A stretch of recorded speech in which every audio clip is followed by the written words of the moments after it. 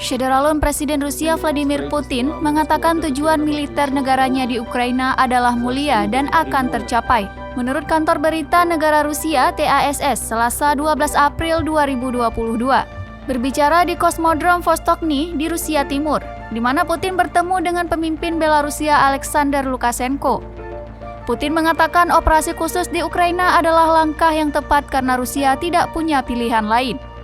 Selain itu, tujuan dari operasi militer khusus adalah untuk membantu rakyat Donbas dan mengambil langkah-langkah untuk memastikan keamanan Rusia sendiri. Putin telah menyebut invasi Rusia ke Ukraina sebagai misi khusus untuk melindungi penutur bahasa Rusia dari genosida di tangan neo-Nazi. 3 hari sebelum menginvasi Ukraina, pemimpin Rusia itu secara resmi mengakui Donetsk dan Luhansk di wilayah Donbas sebagai negara merdeka.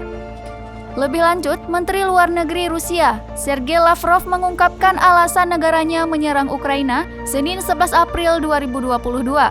Serangan yang dia sebut sebagai aksi militer khusus dimaksudkan untuk mengakhiri dominasi Amerika Serikat di dunia dan menghentikan perluasan NATO.